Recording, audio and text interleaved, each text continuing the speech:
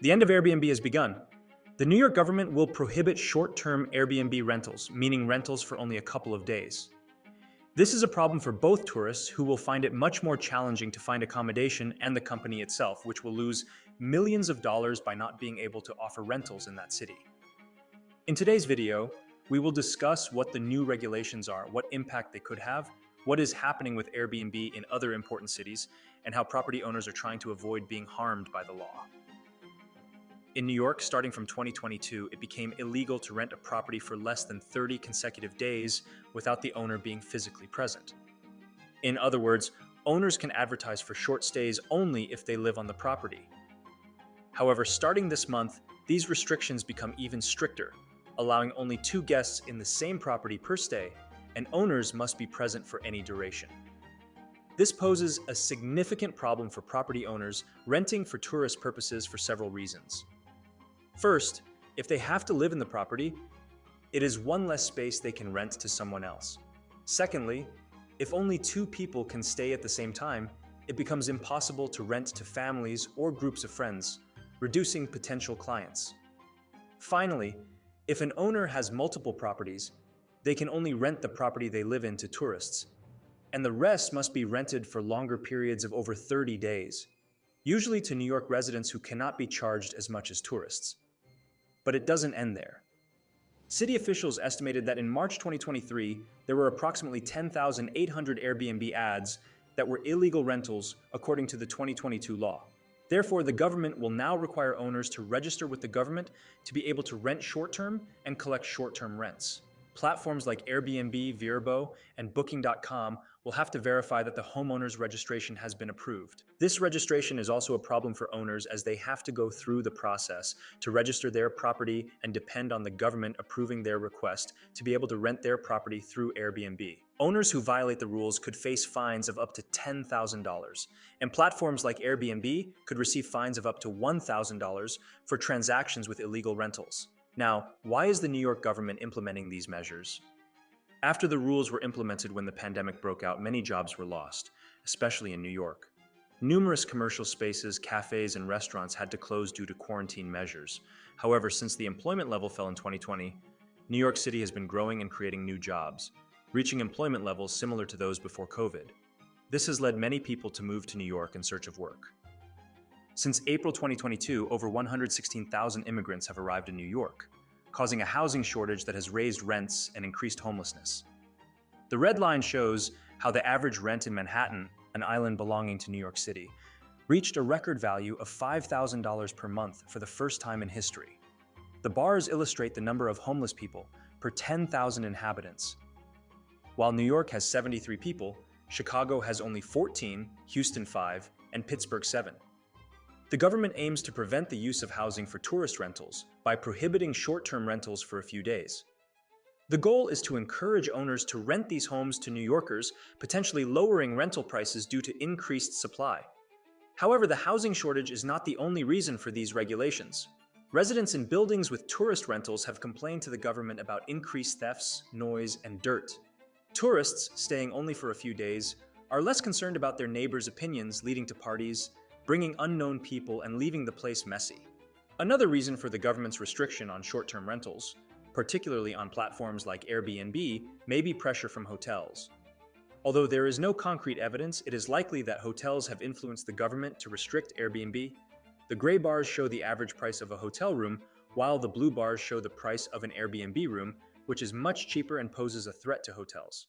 As for Airbnb's stance on these new rules, they believe that short-term rentals have contributed to the city's tourism economy by providing more options for tourists to stay, especially in neighborhoods with few hotels. They argue that these new laws will harm tourism, leading to fewer visitors.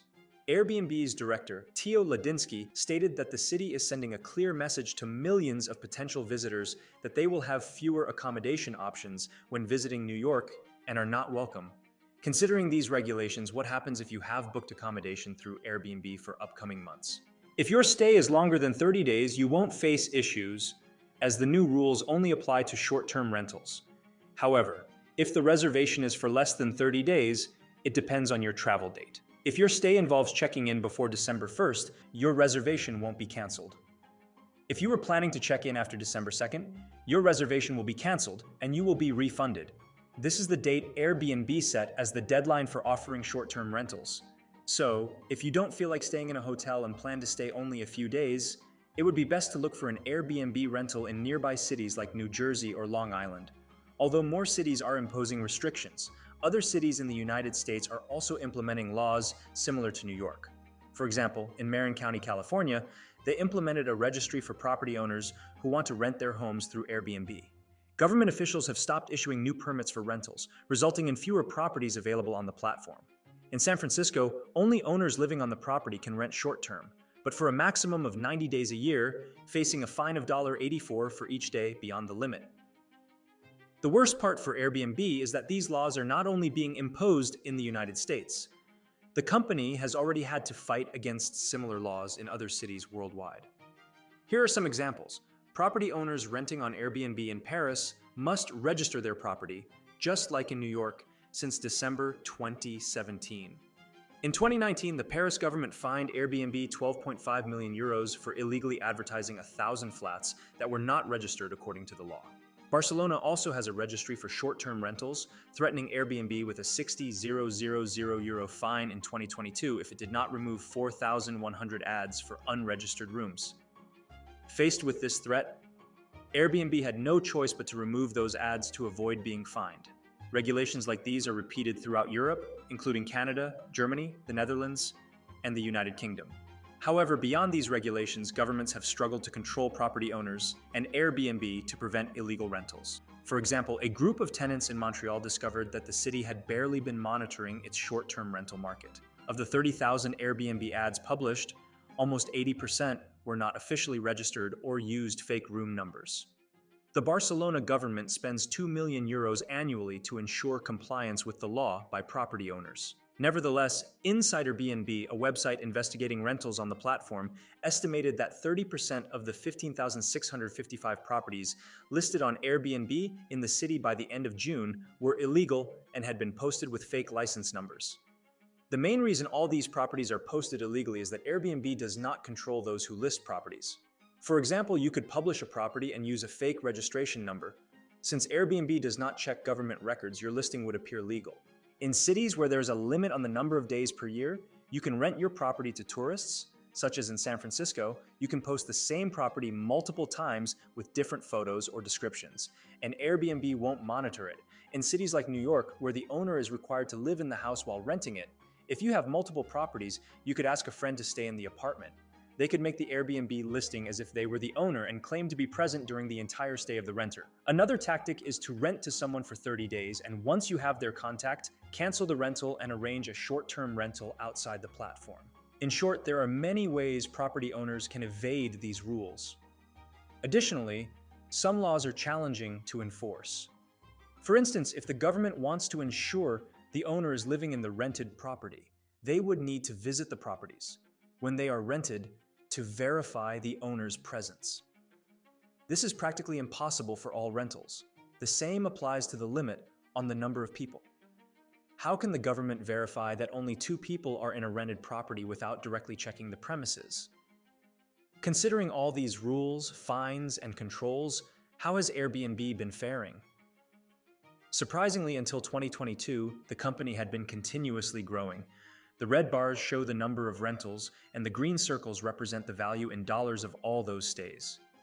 In 2022, the company reached a new record with 394 million rentals, amounting to $63 billion, and the revenues, commissions Airbnb charges property owners, also reached a record of $8.4 billion.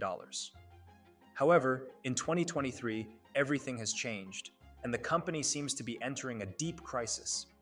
The regulations in some U.S. cities, as discussed earlier, combined with the economic crisis in the country, are complicating things. The light blue line shows the quantity of long-term rentals in New York, meaning those exceeding 30 days, while the red line represents short-term rentals. Despite long-term rentals increasing by 50%, short-term rentals dropped by 70%. Consequently, there are now fewer rentals available than before, and this trend is likely to continue. Until August 28th, the city had received around 3,250 applications to register short-term rentals, with only 257 approvals. Therefore, All short-term rentals published before the law came into effect and not approved must be removed from Airbnb, further reducing the available rentals. The same trend is observed in other US cities. The table illustrates the variations in Airbnb sales between May 2022 and 2023 in US cities, all experiencing significant declines, including major cities like Phoenix and Austin, where the declines were nearly 50%. This decline could potentially threaten the entire US real estate market. The blue line indicates the quantity of properties for sale, currently over 550,000, and the yellow line represents those available for rent on Airbnb or similar platforms, totaling over 9,000. If property owners find it impractical to rent their properties due to insufficient customers or excessive government control, they might opt to sell them. The problem arises if thousands of properties flood the real estate market, causing prices to plummet due to an oversupply. Certainly, there's a major winner in all of this: hotels. Despite the potential loopholes property owners may exploit, many tourists prefer not to risk renting something illegal or prone to issues. In such cases, they have no choice but to stay in a hotel, likely boosting hotel occupancy. If property owners start selling or converting short-term rentals into long-term ones, the availability of accommodations in tourist cities would decrease, leaving tourists with no option but to stay in hotels. Airbnb revolutionized the way we travel, offering accommodation in houses and apartments at a much lower cost than hotels. However, constant government regulations and economic crises could bring an end to this model and disrupt the real estate market, especially if property owners decide to sell. Thanks for watching, guys. I hope you enjoyed the video. Please leave a comment. Also, please consider liking and subscribing. I would really appreciate it. Thanks.